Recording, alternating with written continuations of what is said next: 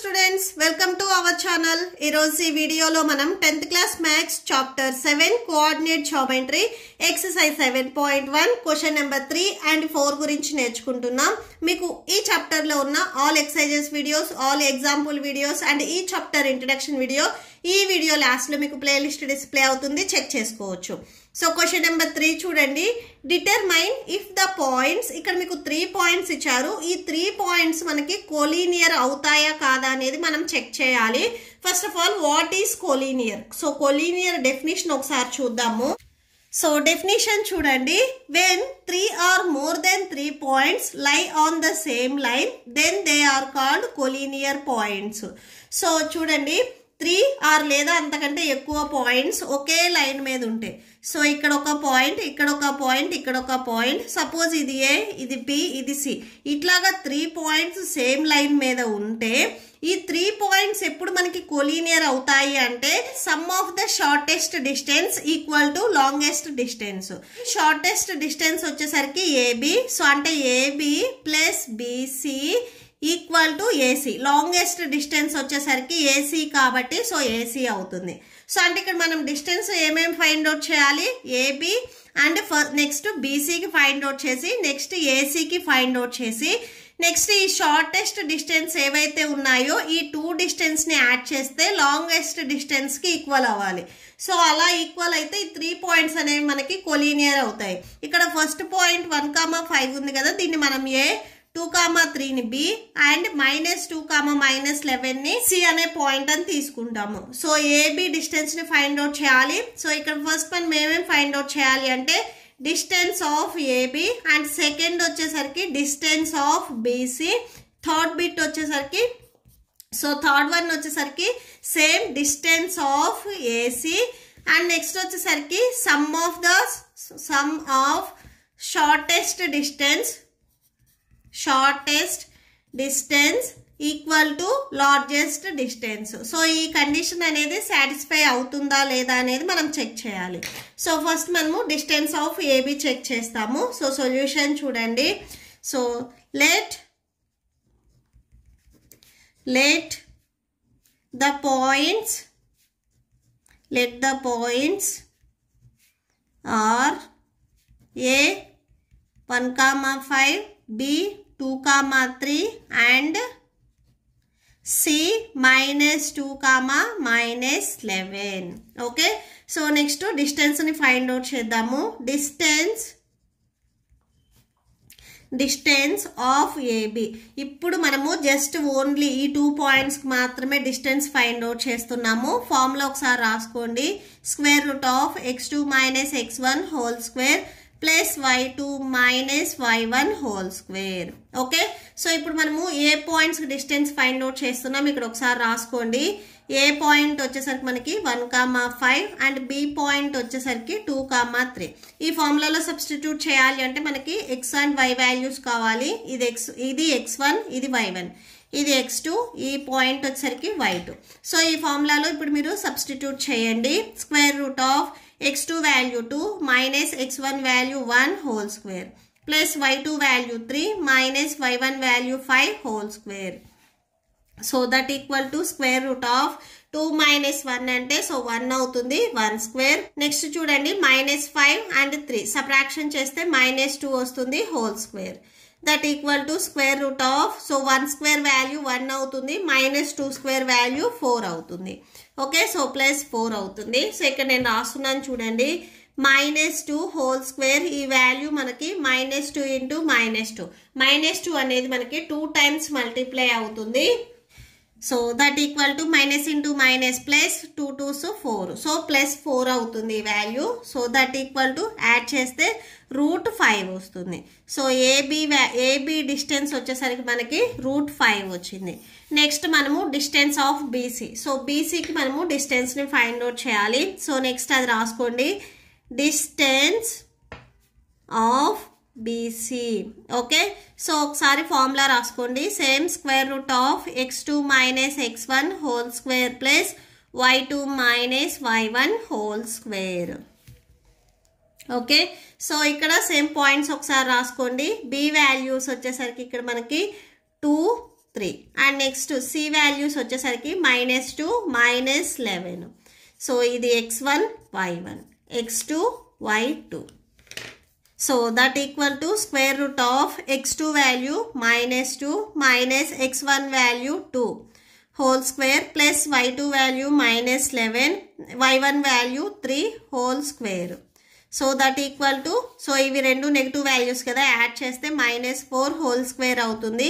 ఇవి రెండు మనకి నెగిటివ్ వాల్యూస్, యాడ్ చేయండి -14 హోల్ స్క్వేర్ అవుతుంది. So that equal to root of -4 square value చూడండి, -4 స్క్వేర్ అంటే -4 అనేది మనకి 2 టైమ్స్ మల్టిప్లై అవుతుంది. Minus into minus plus 4 4s 16.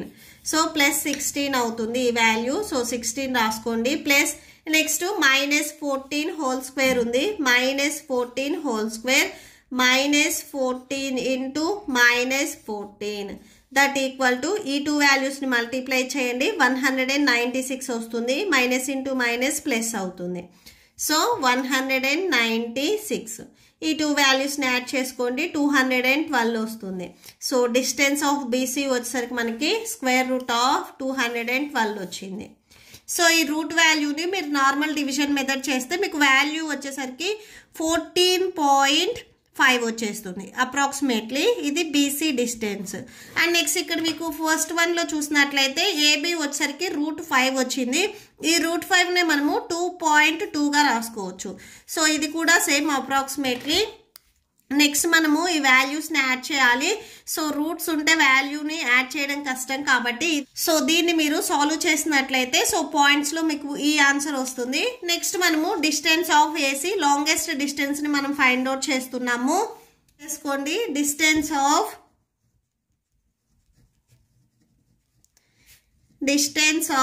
AC that equal to square root of x2 minus x1 whole square plus y2 minus y1 whole square.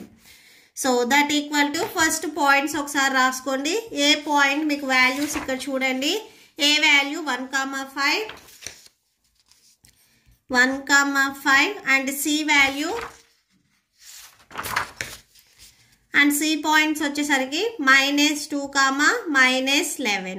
So ఇది x1 y1 x2 y2. So substitute చేయండి. That equal to square root of x2 value -2 minus x1 value 1 whole square, y2 value -11 minus y1 value 5 whole square. So that equal to square root of ఈ 2 వాల్యూస్ని add చేస్తే -3 whole square వస్తుంది. Plus ఇక్కడ ఈ 2 వాల్యూస్ని add చేస్తే -16 whole square వస్తుంది. That equal to square root of -3 whole square అంటే -3ని మనము 2 టైమ్స్ మల్టిప్లై చేయాలి. So that equal to -3 into -3 minus into minus plus 3 3s 9. So +9 అవుతుంది ఈ వాల్యూ. సేమ్ 16 కూడా మీరు ఒకసారి స్క్వేర్ చేయండి. -16 whole square that equal to -16 into -16 minus into minus plus 16 16s 256 వస్తుంది. సో ఇక్కడ రాసుకోండి 256. ఈ 2 వాల్యూస్ని యాడ్ చేయండి. 265 వస్తుంది. సో స్క్వేర్ రూట్ ఆఫ్ 265ని మనము 16.27గా రాసుకోవచ్చు. సో లాస్ట్లో ఇక్కడ మీరు అబ్జర్వ్ చేసినట్లయితే ఇక్కడ ఉన్న 3 పాయింట్స్ అనేవి మనము కొలీనియర్ పాయింట్స్ అని చెప్పాలి. అంటే ఇక్కడ ఏవైతే షార్టెస్ట్ డిస్టెన్స్ ఉందో దాన్ని సమ్ చేసుకోవాలి. అంటే sum of the shortest distance equal to longest distance. ఈ కండిషన్ అనేది సాటిస్ఫై అవుతుందా లేదా చెక్ చేయాలి. షార్టెస్ట్ డిస్టెన్స్ వచ్చేసరికి AB plus BC equal to AC. ఈ కండిషన్ సాటిస్ఫై అవుతుందా లేదా అనేది చెక్ చేద్దాము. సో ఫస్ట్ మనము ఏబీ ప్లస్ బీసీ ఈ 2 వాల్యూస్ని యాడ్ చేస్తే మనకి ఏసీ వాల్యూకి ఈక్వల్ అవుతుందా లేదా చెక్ చేద్దాము. సో ఏబీ వాల్యూ ఇక్కడ మీరు పాయింట్స్లో రాసుకున్నారు చూడండి 2.2. సో 2.2 ప్లస్ బీసీ వాల్యూ ఇక్కడ మనకి ఎంత వచ్చింది 14.5 వచ్చింది. సో 14.5 ఈ 2 వాల్యూస్ని యాడ్ చేయండి 16.7 వచ్చింది. సో ఈ వాల్యూ ఏసీకి ఈక్వల్ అయిందా లేదు. ఏసీ వాల్యూ మనకి 16.27 వచ్చింది. బట్ ఇక్కడ ఈ వాల్యూ వచ్చేసరికి 16.7 వచ్చింది. సో సేమ్గా రాలేదు. Not equal to AC. So ఇక్కడ రాసుకోండి therefore AB plus BC not equal to AC. So ఈ వాల్యూ అనేది ఏసీ వాల్యూకి ఈక్వల్ అవ్వలేదు, అంటే సేమ్గా రాలేదు కాబట్టి so A comma B comma C are not collinear points.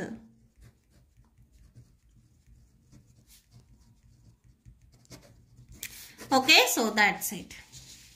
Next question number 4 చూడండి. Check whether 5 - 2, 6, 4 and 7 - 2 are the vertices of an isosceles triangle. So ఈ 3 పాయింట్స్ అనేవి ఐసోస్లెస్ ట్రయాంగిల్ కి వర్టిసెస్ అని చెప్తున్నారు. First of all isosceles triangle అంటే మీకు ట్రయాంగిల్లో ఏవైనా కానీ 2 సైడ్స్ అనేవి ఈక్వల్ గా ఉండాలి. సో సొల్యూషన్ చూడండి. సో ఫస్ట్ ఆఫ్ ఆల్ మీరు ట్రయాంగిల్ తీసుకున్నట్లయితే ట్రయాంగిల్ ఏబిసి. సో ఈ ట్రయాంగిల్లో ఈ 3 పాయింట్స్ ఉన్నాయని చెప్తున్నారు. సో ఏ పాయింట్ వచ్చేసరికి మీరు 5, -2 అండ్ బి పాయింట్ వచ్చేసరికి 6, 4, సి పాయింట్ వచ్చేసరికి 7, -2. సో ఇలా తీసుకోండి. సో ఇప్పుడు మనకి ట్రయాంగిల్లో ఉన్న 2 సైడ్స్ అనేవి ఈక్వల్ అవుతాయా లేదా అనేది మనం చెక్ చేద్దాము. ఓకే, సో సొల్యూషన్ చూడండి. So let A 5 - 2, B 6, 4 and C 7, -2 are vertices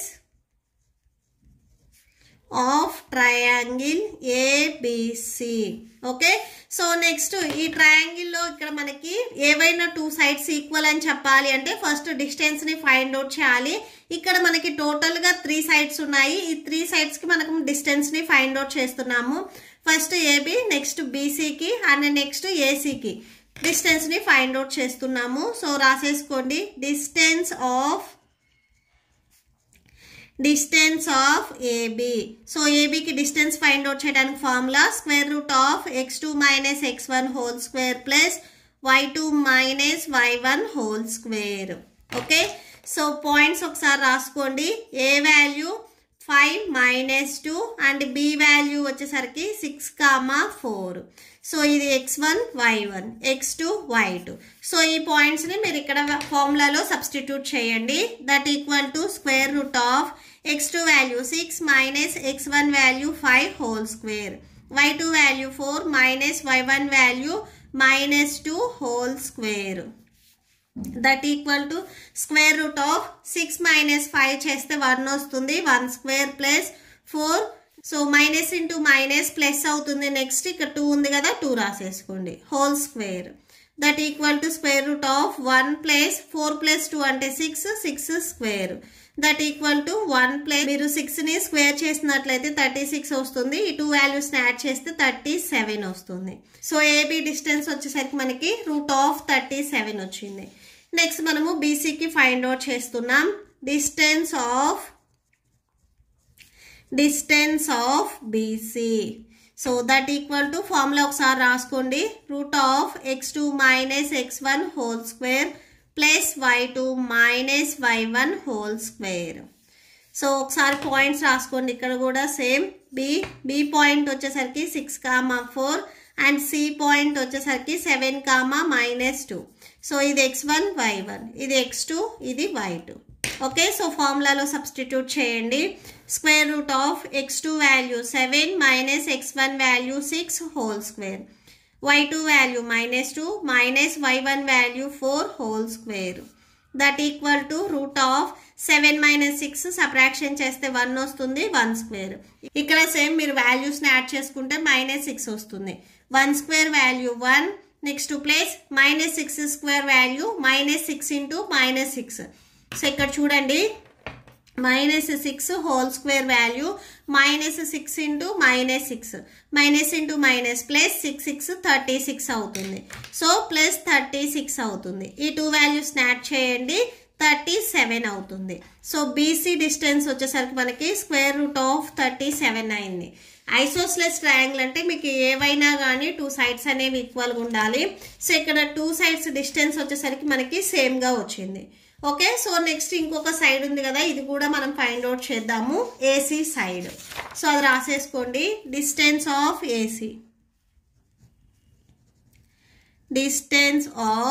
AC.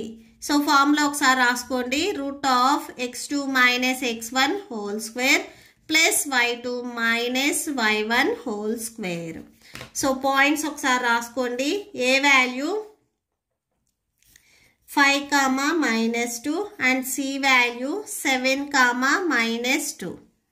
Okay, so ఇది x1 y1, x2 y2.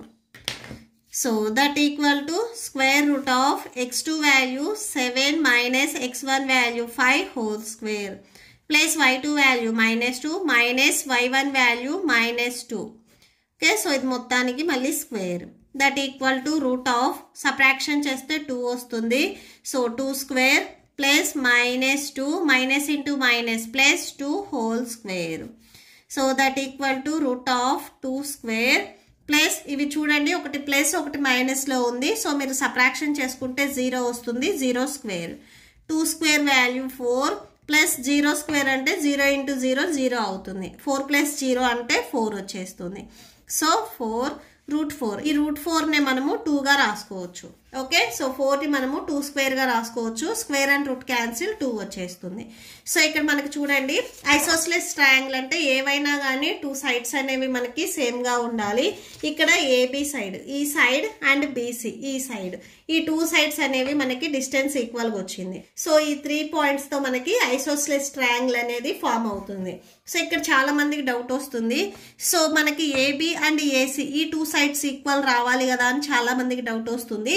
Isosceles triangle అంటే ట్రయాంగిల్లో ఏవైనా కానీ 2 సైడ్స్ అనేవి ఈక్వల్ అవ్వాలి. మీకు ఎగ్జాక్ట్గా ఈ సైడ్ అండ్ ఈ సైడ్ ఈక్వల్ అవ్వాలి అనేం లేదు. సో ఏవైనా కానీ 2 సైడ్స్ ఈక్వల్ అవ్వచ్చు. సో ఏబి అండ్ బీసీ కూడా ఈక్వల్ అవ్వచ్చు, నో ప్రాబ్లం. ఓకే, సో ఇక్కడ లాస్ట్లో ఒకసారి రాసుకోండి. therefore AB equal to BC. Okay, so ఈ 2 సైడ్స్ ఈక్వల్ అయ్యాయి. So triangle ABC is an isosceles triangle. Okay, so that's it. Hence proved.